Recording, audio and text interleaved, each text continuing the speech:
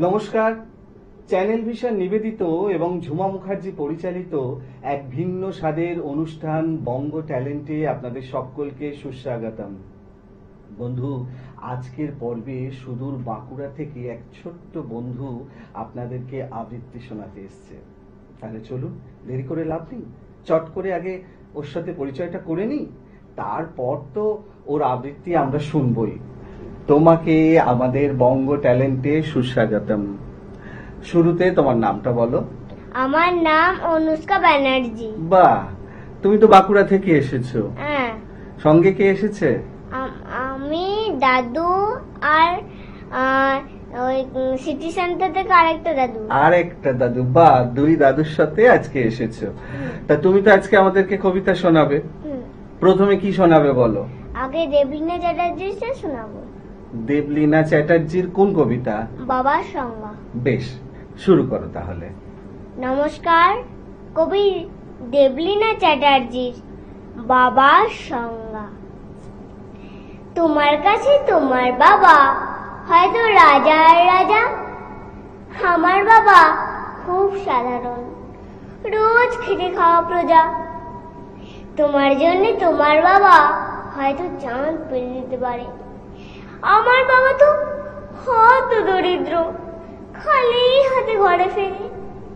তোমাদের বাবা খুব ফিটফাট, গায়ে স্যুট, হাতে ঘড়ি। জানো তো, আমার বাবাটা ভীষণ অগোছালো, মুখ ভরা বাগাদারি। তোমাদের হাতে নুন পোড়া ডালও বাবা খায় যেতে পারে। আমি তো দারুণ রান্না করি, তবু বাবা বলে মোটামুটি। তোমাদের জন্মদিনে বাবা দামি উপহার দেয়, আমার বাবাটা এতই আনমনা, দিনটাই ভুলে যায়। তোমার বাবা হাত ধরিয়ে রাস্তা করায় পার, আমার বাবা নিজেই পারে না, আমি হাত ধরি তার। তোমাদের বাবা তোমাদের হাতে খরচের টাকা দেয়, আমি টিউশন করে মাসহারা পেলে বাবার ওষুধ কিনতে হয়। তোমার বাবা রাখতেই পারে তোমার ভীষণ সুখে, আমার বাবাও চেষ্টা করে আগলে রাখতে বুকে। হতে পারে তুমি রাজকন্যা, আমি হয়তো বা দাসী, তবু দিন শেষে আমি আমার বাবাকে ঠিক ততটাই ভালোবাসি। তোমরা বাবা শব্দটি সংজ্ঞাটা দাও সারা ফেসবুক জুড়ে। হয়েছে আচরিত বাবার উপমা আমার বড় বিরক্ত করে। আমার বাবা তোমাদের করা ব্যাখ্যার মতো নয়, তাই ওইগুলো দেখলে নিজের উপর বড় অভিমান হয়। তোমাদের বাবা নিজে না খেয়ে তোমাদের মুখে ধরে, সেদিকে আমার জন্য তুলে রাখা লিচু বাবা খেয়ে নেয় চুরি করে। বোঝেই না উনি অত শত কথা, বড্ড সরল জানো। তাই তো এমন জটিল সমাজে ভীষণ বেমানানো। শাসন যদিও করে না তেমন, তবে হ্যাঁ খুদ খুব ধরে। অথচ বন্ধু মহলে আমার পিছনে আমারই তারিফ করে। আমি নিজেও ওনাকে বকাঝকা করি, ভুল করলে অকস্মাৎ। আবার কেউ ওনার দিকে আঙুল তুললে ভাঙতে পারে সে হাত। বাবা পরীক্ষার আগে সংশয় বলে, হ্যাঁ রে পাস করবি তো বল। আবার রেজাল্ট বেরোলে, ভালো ফল হলে তার দু চোখে জল। কিছুই করি না, তবুও আমায় সারা দিন ধরে বকে। কিন্তু যখন সবাই বিরূপ, ঠিক তখনই পাশে থাকে। যে বলে খালি আমার দ্বারা কিছুই হবে না নাকি, তাকেই আমার সাফল্যে আমি দামামা বাজাতে দেখি। সবচেয়ে বেশি অশান্তি করি যে লোকটির সাথে, আমার বীর পাকা কথা হলে যা হাউমাউ করে কাঁদে। অথচ যখন জিজ্ঞেস করি পারবে থাকতে ছেড়ে, উত্তরে বলে বিদায় হতো, আমি বাঁচবো হাত পা ছেড়ে।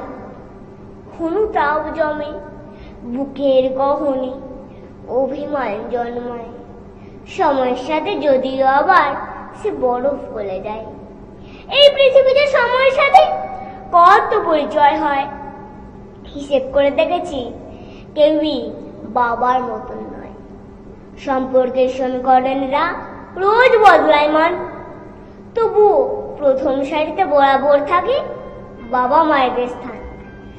ঝগড়া ঝামেলা অভিমান এসব এত কিছুর পরেও আমার আমার একটা বিষয়ে ওনার প্রতি দুর্বল করে বড়।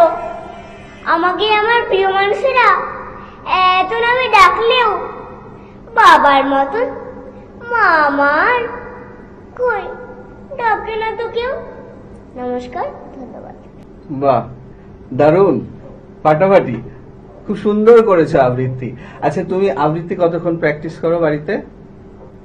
আবৃত্তি আমি ওই 1 ঘন্টা? 1 মিনিট না। 1 মিনিট নয়, 1 ঘন্টা বলো। 1 ঘন্টা। আচ্ছা আচ্ছা, বাহ, খুব সুন্দর। ঠিক আছে, তোমার প্রথম আবৃত্তিটা তো শুনলাম, খুব সুন্দর হয়েছে। দ্বিতীয়টাও তো বলতে হবে। এরপরে কি বলবে তুমি? ভবানী প্রসাদ মজুমদারের হরিনামের পরিণাম। ভবানী প্রসাদ মজুমদারের হরিনামের পরিণাম। হরিনামের পরিণাম। বাহ, শুরু করো তাহলে।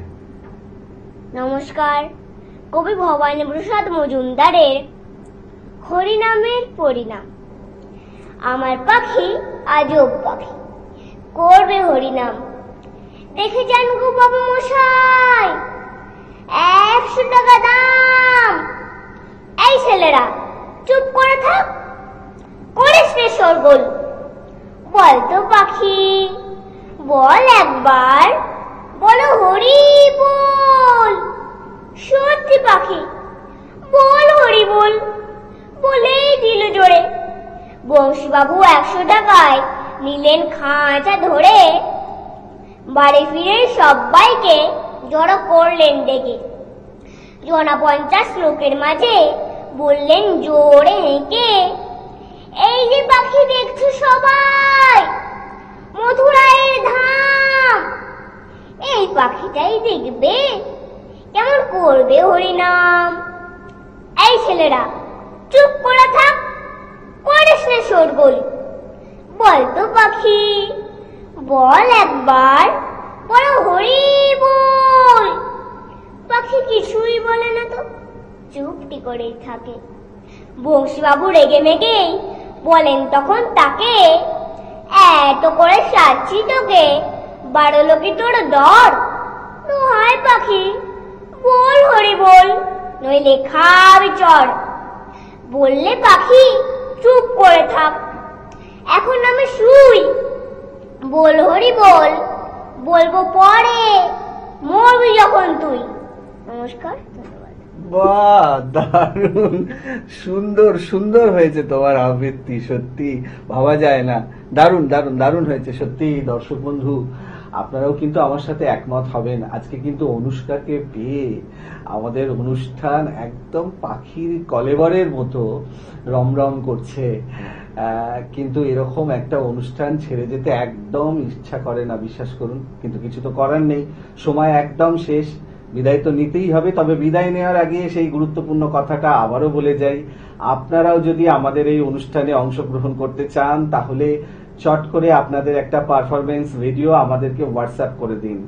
আর আপনাদের ভিডিও যদি আমাদের ভালো লাগে, অর্থাৎ আপনাদের পারফরমেন্স যদি আমাদের ভালো লাগে, তাহলে আপনারাও চলে আসতে পারবেন আমাদের এই অনুষ্ঠানে অংশগ্রহণ করতে। বিদায় নেব, তবে আবারও দেখা হবে আগামীকাল ঠিক এই সময়। ততক্ষণের জন্য বিদায় বন্ধু।